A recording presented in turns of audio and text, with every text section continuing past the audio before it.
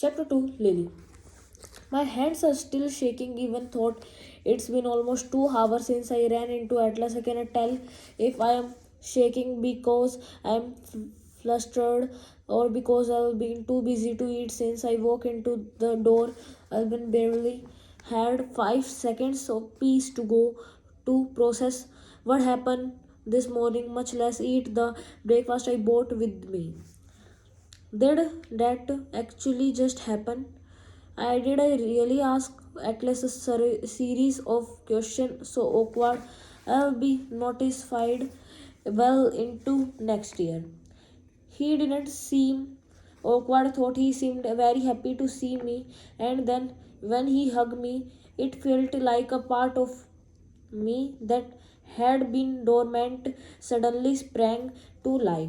But this is the first moment I had to even take a bathroom break, and after looking at myself into the mirror just now, I kind of want to cry. I'm splotchy. I have carrots smeared across my shirt. My nail polish has been chipped since like January. Not that Atlas expects or wants perfection, it's just that I imagine running into him so many times, but no one of those fantasies started me bumping into him in the middle of hectic morning, half an hour after being the target of an 11th month old with a handful of baby food. He looked so good, he smelled so good. I probably smell like breast milk. I am so rattled by what our chance encounter might mean. It took me twice as long to organize everything for the delivery driver this morning. I haven't even checked our website for new order today. I give myself one last look in the mirror, but all I see in exhaust overworked single mom. I make my way out of my the bathroom and back to the register. I pull an order from the printer and begin making out the card. My mind has never been more indifferent or a distraction, so I am glad been a busy morning. The order is for a bucket of roses for someone named Greta from someone named Jonathan. The message reads, I'm sorry about last night, forgive me. I grown apology flowers are my least favorite kind of bucket to assemble. I always end up obsessing over what they were apologizing for. Did he miss their date? Did he come home late? Did they fight? Did he hit her? Sometimes I want to write the number for the local domestic violence shelter on the card, but I have to remind myself that not every apology is attached to something as full as the thing that were attached to the apologize I used to receive. Maybe Jonathan is Greta's friend and he is trying to cheer her up. Maybe he is her husband and he took a prank a little too far. Whatever the reason for the flower, I hope they may mean something good. I tuck the card into the envelope and stick it into the bucket of roses. I set them on the delivery shelf and I am pulling up the next order when I receive a text. A lunge for my phone as if the text is about to self destruct.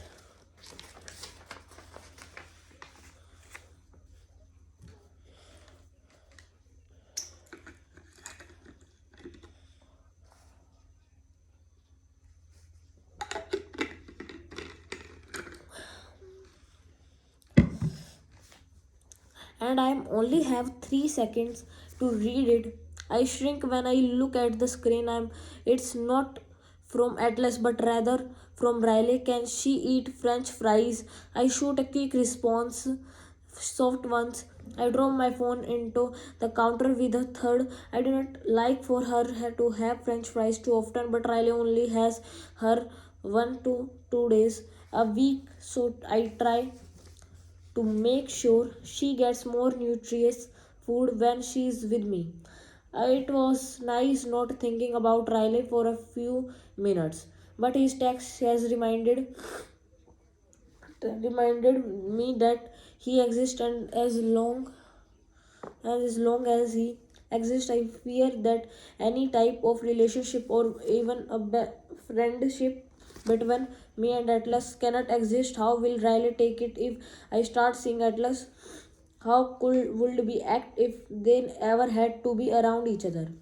Maybe I am getting ahead of myself. I stare at my phone, wondering what I should say to Atlas. I told him I would text him after I opened the store, but customer were waiting before I even unlocked the door.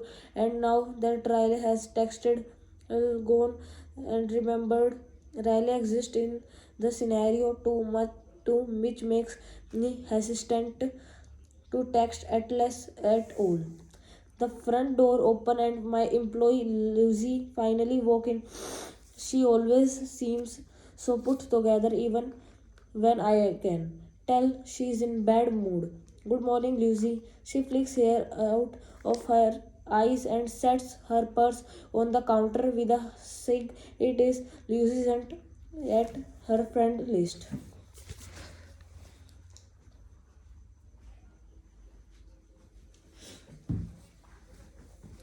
Friend list. In the morning, it's why my other employee Serena or I usually work the register until at least 11 while Lucy puts arrangement together in the bag. She is much better with customer after a cup or five of coffee.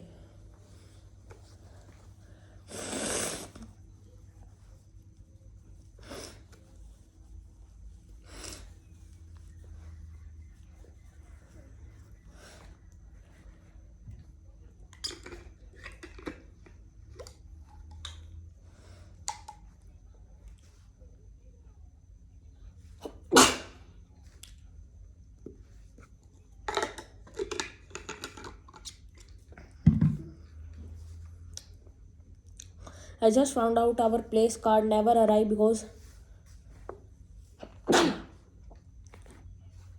they were discontinued and it too late to order more. That wedding is in less what than a month. So much has gone wrong leading up to this wedding. I have half a mind to tell her not to go through with it, but I am not suspicious. Hopefully she isn't either. Homemade place cards are in style. I offer. Lucy rolls her eyes. I hate crafting, she mutters. I do not even want a wedding now. It feels like we've been planning it for longer than we even dated. That's accurate. Maybe we'll just call it off and go to Vegas. You eloped, right? Do you regret it? I don't know which part of all that to address first. How can you hate crafting? You work at a flower shop and I am divorced, of course. I regret eloping. I had I hand her a small stack of orders I haven't gotten to yet. But it was fun, I admit. Lucy goes to the back and starts on the rest of the orders, and I go back to thinking about Atlas and Riley and Armageddon, which is what the two of them in my brain at the same time feels like. I have no idea how this is expected to work. When Atlas and I ran into each other, it was as if everything else faded away, including Riley. But now Riley is beginning to seep back into my thought, not in the way thought of Riley used to occupy my mind, but more in a way that feels like a roadblock. My love life has finally been on a straight path with no bumps or curves, basically because it's been non-existent for well over a year a half, but now it feel like there's nothing but rough terrain and obstacles and cliffs ahead.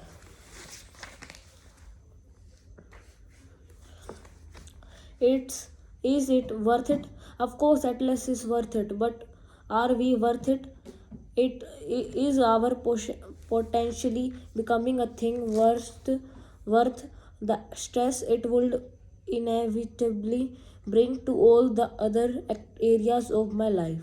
I haven't felt this conflicted in so long. Part of me wants to call Alyssa and tell her about seeing Atlas, but I cannot see no she know how Riley still feels about me. She know how he'll feel if I brought Atlas into the picture. I cannot talk to my mother because she is my mother as close as we will become lately. I'll still never freely discuss my dating life with her. There's really only one woman I feel comfortable talking to about Atlas. Lucy. She appears from the back, pulling an earbud out of her ear. Did you need me? Can you cover me for a while? I need to go run an errand. I'll be back in an hour. She makes her way behind the counter and I grab my purse. I do not get a lot of alone time now that I have Emerson, so I occasionally still an hour here and these during the work week when I have someone to back up my absence at the shop. Sometimes I like to sit in my thoughts and it's impossible to do that in the presence of a child because even when she is asleep I'm in mom mode and when with the constant flow of traffic at work it's rare that I can find a stretch of peace without being interrupted. I've been found that being alone in my car with my music on occasionally a slice of dessert from the cheesecake factory is something it takes to sort through the knots in my brain. Once I'm parked with a clear view of Boston Harbor, I lean my seat back and grab the notepad and pen I brought with me. I don't know if this will help as much as desert sometimes does, but I need to release my thought in the same way I've done in the past. The method has helped before we when I need things to fall nothing into place. I thought this time just hoping it helps things not to fall completely apart. Dear Alan, guess who's back? Me and Atlas. Both of us. I ran into him on my way to meet Riley with Amy. This morning it was so good to see him, but as reaffirming as it was to see him and to know where we both stand at this point in our life. It ended a bit awkwardly. He was having a minor emergency with his restaurant and was in a hurry. I was late opening the store. We parted on the promise that I would text him. I won't text him, I do, especially because seeing him remind me of how much I miss him, the feeling I get when I am around him. I didn't realize how lonely I've been feeling until those few minutes with him this morning. But since Riley and I divorced, oh wait.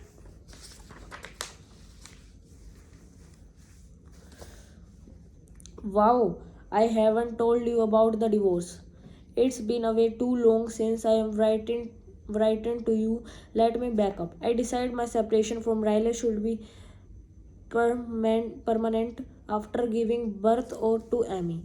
I asked him for a divorce right after she was born. I wasn't attempting to be cruel in that my timing.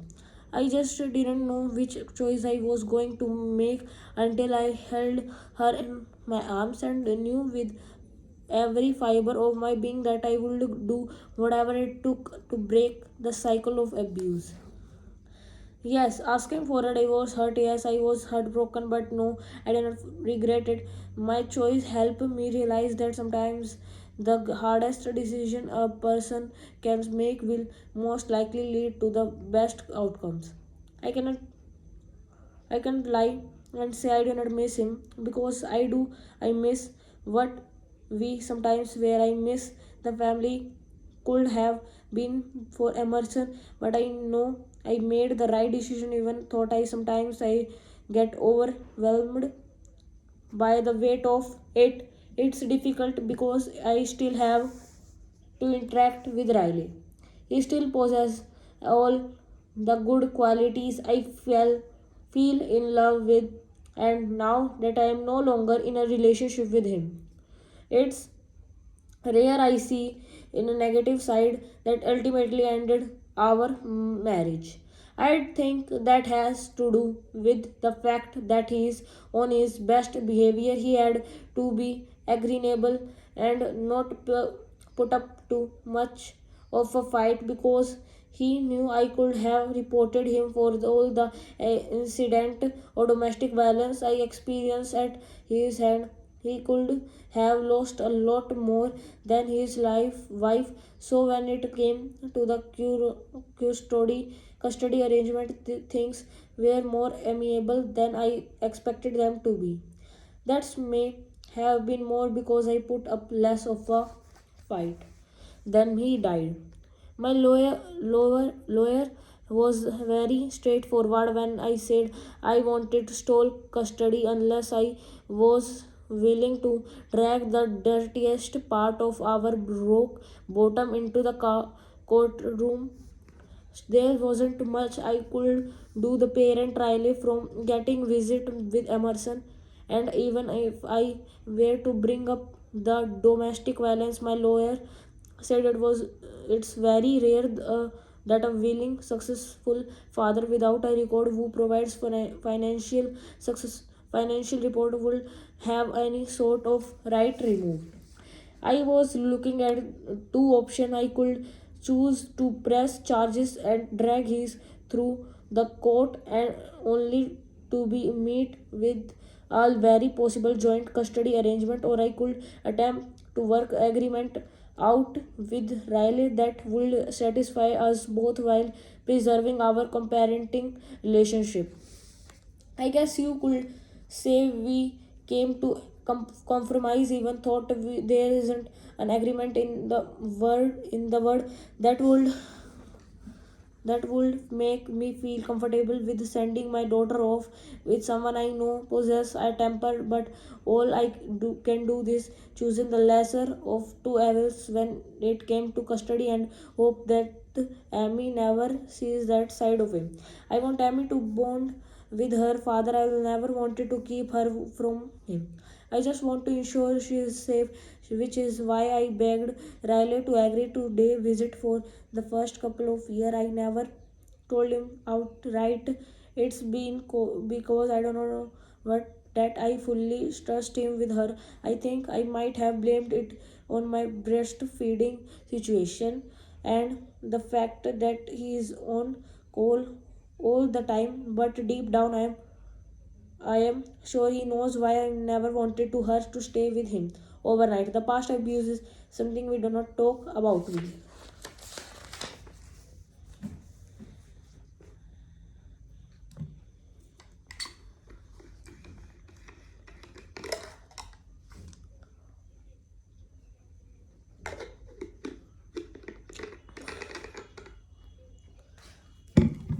Talk about Emmy.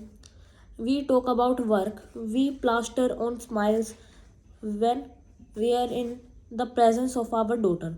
Sometimes it feels forced and fake, at least on my end, but it's better than what this could have been had I taken him to court and lost. I'll fake a smile until she is 18 if it means I do not have to share custody and potentially expose my daughter to the worst part of her father on a more regular basis. It's been working out okay so far. If you do not account the occasional gaslight and unwanted flirtation from him, as clear as I made my feeling during this divorce. He still have hope for us. He says things sometimes that I indicate he hasn't fully let go of the idea of us. I fear that a huge part of Riley cooperation rests on the notion that he'll eventually win me back if he is good enough for long enough. He has it in his head that he will soften over time. But life isn't going to happen his way. Alan, I am ultimately going to move on, and I am being honest. I hope I end up moving on it at less direction. It's too soon to know. It that is possibility, but I know for the fact I'll never move back in Riley's direction no matter how much time passes. It's been almost a year since I asked Riley for the divorce, but it's been almost 19 months since the fight that's ultimately caused our separation, which means I'll been single for over a year and a half. A year and a half separation between potential relationship seems like plenty of time, and maybe it would be if it were anyone other than Atlas. But how can I possibly make this work? That what if I text Atlas and he invites me to lunch, and then lunch goes wonderful, which I'm sure it would, and lunch leads to dinner and dinner leads to us falling right back into the step with where we let off when we were younger, and then we are both happy and we fall back in love, and he become a permanent part of my life. I know it sounds like getting ahead of myself, but it's Atlas we are taking about here. Unless he had a personality transplant, I think you and I both know how easy Atlas is for me to love Ellen. That's why I'm so hesitant, because I'm scared it will work out. And if I work out, how will Riley feel about my new relationship? Emerson is almost a year old, and we're gonna be this whole year without too much drama. But I know that's because we found a good flow that nothing has interrupted. So why does it feel like any mention of Atlas will cause a tsunami?